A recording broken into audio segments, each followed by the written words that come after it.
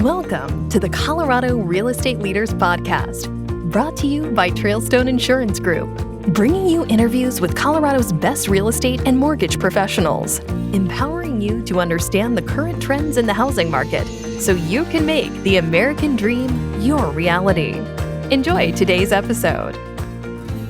Well, it's a great day in Colorado, and welcome to the Colorado Real Estate Leaders Podcast. Today, we have with us Lange and Jamie Patrick, who are real estate agents and advisors with Compass. Lange and Jamie, welcome to the program. Thank you. It's good to be here. Yep, you're welcome. I'm looking forward to chatting with you, learning from you, but I always like to get us started with like the story question. What's your story? What's your background? How did you get into the real estate industry in the first place? That's a good question. I have been in real estate for right at 5 years. After we moved to Colorado, just kind of realized that the last few houses that we had found, I had actually found with the help of a realtor, but just kind of started realizing how much I love that part of just finding the house, going through that transaction process. And then Lange, my husband, joined me. Yep. I'm a brand new real estate agent, only just a year under my belt. In some ways, I feel like I've been doing this job my whole life. I was in the sort of hospitality nonprofit world for about 30 years before that. But I've always been in the people business. And we don't just love real estate, we love people. And that's been true for us for a long time. And so there's a lot of natural rhythms for me that still feel similar, even though I'm totally in a new space. So I'm just riding my wife's coattails. Not really. He's really good at what he does. So well, I think that you hit the nail on the head with, you feel like you've been in the industry forever, because hospitality is all about serving and all about treating someone right. And if you can take that approach of serving your clients and realizing that, they're a little nervous about this, or they might be confused about this. So that hospitality mindset, boy, I'm sure that is just probably a number one character trait that would help you be successful in real estate. Yeah, absolutely. Lots of great things to read on the subject of hospitality, but one of my favorite recent quotes by a guy named Will Guidara wrote a book called Unreasonable Hospitality. And he said, hospitality is a dialogue, not a monologue. And so many times when we approach people, we can easily have the idea that we have something we must share with people. And the truth is, when I encounter a person, I need to remember that I have as much to learn from them as they do from me in that situation. And when you approach people like that, they get it. They feel treated with respect, and it starts off the conversation really well. So that's one thing I love about real estate. Provides me a lot of opportunity there, and really gets into kind of my why I wanted to join, a part of Jamie's team. Yeah. And I'll say too, obviously, when people enter the real estate market to buy or sell, that is a massive decision. There's a lot of emotion involved in all of that. And I think just being hospitable and understanding, riding that emotional high and low with them is something that Lange does really naturally. And it's just something that kind of enhances our ability to meet people where they are. It's kind of cool. Well, I love your guys' story, the service, the hospitality, the experience. Being a team, but also a married team, probably presents some really great benefits for your people. Elaborate on that. We're laughing because benefits and challenges. Right? We get to spend a lot of time together, and we get to spend a lot of time together. Right? Mm-hmm. So we need counseling too. I work with my wife as well, so I understand that. Yeah. Yeah. I think that for us, we really, we've been married 30 years this year. Yeah. And so when we first got married, thank you. When we first got married, we quickly learned just how different we are. But the beauty of that, especially when we're working with clients, is we really are opposite. And so we present really unique perspectives to every real estate transaction. And working as a team, not only do you get two people working on your behalf, which is wonderful, it's two for the price of one, you also get some really unique perspectives. And Lange, you can talk a little bit just about how we play into that, I think. Yeah, it took us a little bit working together for the first time in our lives. I mean, we work together as a married couple all the time. We approach life and family that way, but working in the same business was a different proposition. And we had to figure out, whose lanes were what and how to play to our strengths. And on our best days, any married couple, on your best days, you see those differences as strengths. On your worst days, you hate that about each other. But we really, we're learning those things, and we really feel like it does bring a great benefit to our clients. We're both working really hard on their behalf, and as Jamie said, it's not every day you get two agents for the price of one, and so we really love that. Play into that. And I think, just specifically, our strengths more are Lange is really, really good with the negotiating part of the transaction. The people person, we already talked about what a connector he is. I'm naturally really good at the contract side of that, navigating some of that back end work. So together, we really kind of present a complete package, I think. Yep. And one funny thing about us, we both have music degrees. We actually met in college and sang together for many years. So we say often, sometimes he's the lead and I'm the alto, and sometimes I'm the soprano and he's the tenor. Just like we sing together, we work together. So hopefully it works out as a beautiful thing. Make it perfect harmony in business. There you go. Perfect. We could have a little marketing mastermind brainstorm right there with all of that hospitality, music, married couple. It's like good cup, bad cup, or mom and dad, or like the Sharks always say, "Ooh, when you got two sharks, boy, you got two for the price of one." So that really is a power statement. Yeah. Yeah. Thank you. Yeah, it is. It is. We believe that it works to our clients' benefit, and also it's just a neat part of our story. So, and we just truly we feel like we're better together. We enjoy people so much, and the opportunity to engage with them as a couple is just a really unique place in life for us and season, where we feel like we have a lot to offer, but also a lot to learn from others. And it's just a joy to do that together. Yeah. And given the fact that you guys, a lot of businesses, it's like, oh, I work online. I have clients all over the world.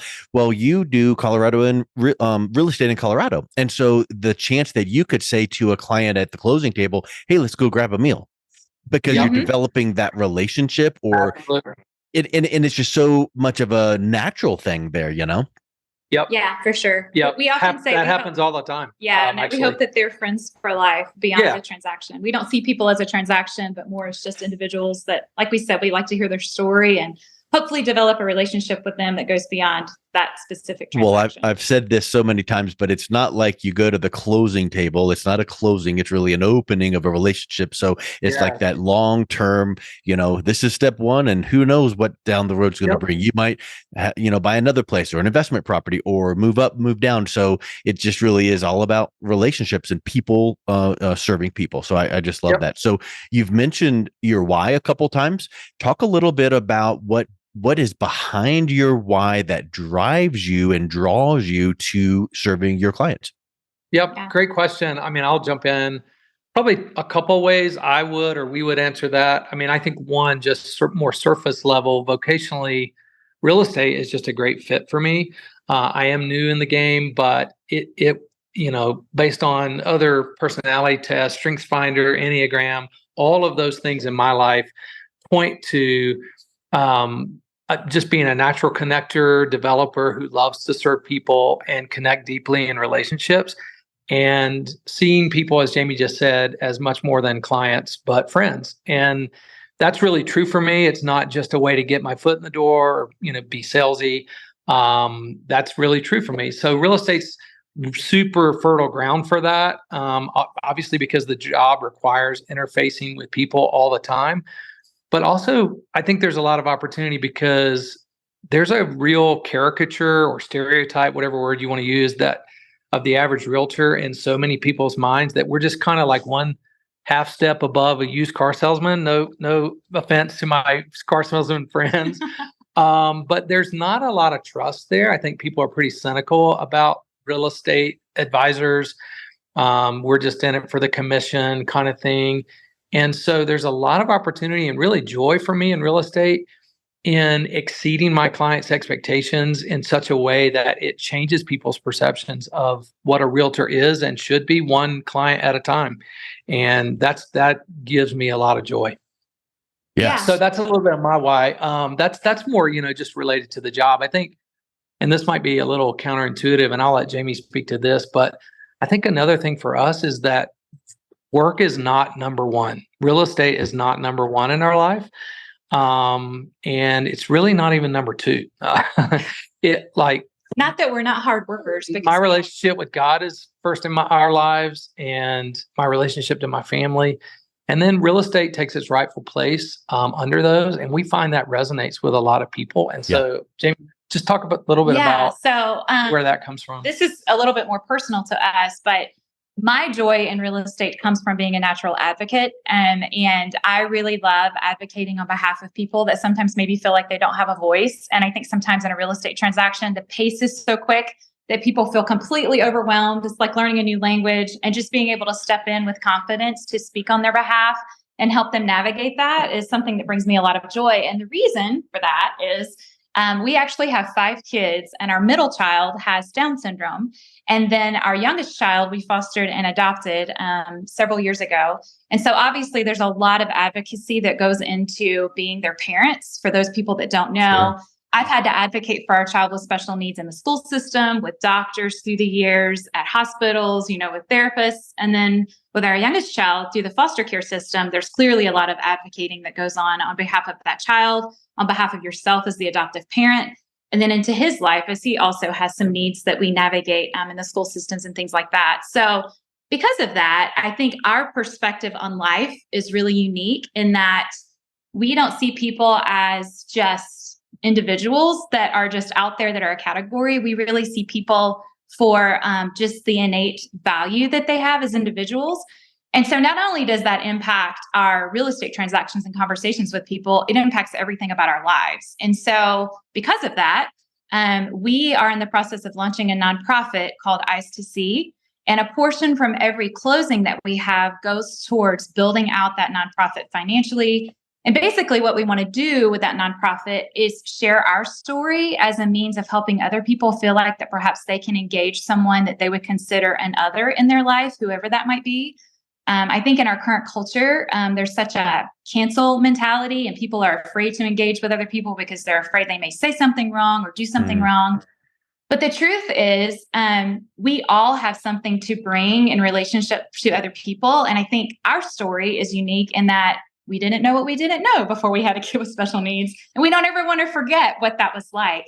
So we really just want to level the playing field for people. And in many ways through story, we want to leverage our story, because the truth is our story of our family, isn't just us. It's a lot of other people that came alongside us and did little things like bring us a meal when our kid was sick, or show up at the hospital when our son had heart surgery, or gave a blanket to our son that we adopted's birth mom whenever she was cold one night. She told me that story.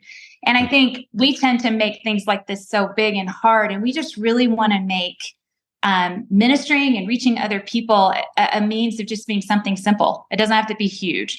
And so a lot of our why right now is just not only alignment for us to be able to meet the needs of our family, alignment of our schedule and our work time, but also just navigating connections with people who our story might catalyze them to do something they might not have otherwise thought of. And so again, just the financial aspect of that, the alignment of our life story with people around us, and hopefully the ability to encourage other people to engage in ways that maybe they wouldn't have before. So that's really our why, which is kind of unique. Just that little tidbit, huh? Yeah, just that. That's awesome. I love it. You've got your priorities right: God, family, and business. And it's so neat that I'm certain that we can all go online and find some real estate professional in some state in the United States that does the cliche, look at my big stuff. Toys, cars, houses. And it's like so refreshing to hear that you are looking to give back and advocate and, serve other people through your story and your why. And I think that is spectacular. So now that we've successfully not talked about anything about real estate, let's kind of transition to shift into what are you guys seeing as current trends in the Colorado real estate market? Yeah. So, man, it's so hard to paint with a broad brush right now.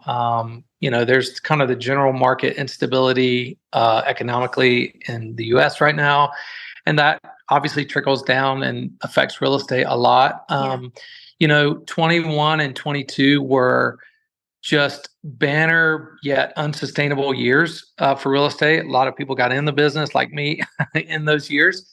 But in 2022, kind of the downturn, we sold a fifth less homes in Colorado than we did in 2021 and 22, and it's expected to decline again this year. So there's less of the pie for the 36,000 real estate agents in the Denver metro area. That's something that impacts real estate agents.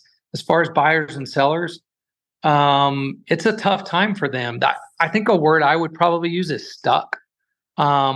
Sellers feel stuck because either A, they still think it's 2021 and they can, be in the driver's seat when it comes to listing for whatever they want, or, selling their home, in a way that, really keeps them in the driver's seat. Or maybe they have a less than 3% interest rate, and they don't want to release their home and get into something that's double that.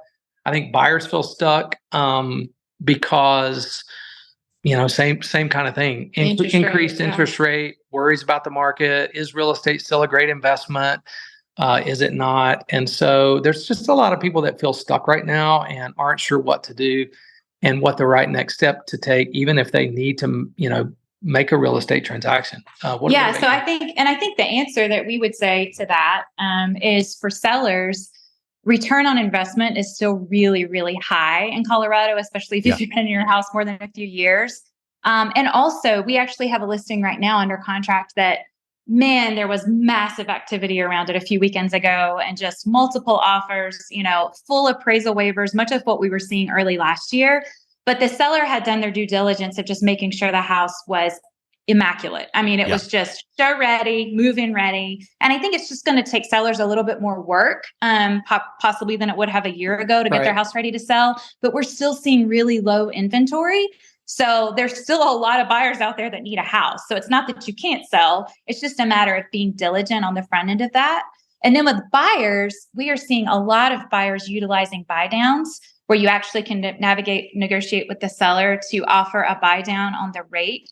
And we're seeing across the board, for the most part, because we've worked with several buyers with this situation, a lot of times for a buyer, it's better for you to get a buy down and get a lower interest rate than it is to lower the selling price. Yeah. So I think that's what we would say for people. And again, Colorado is such a highly desirable place to live. The market is still moving.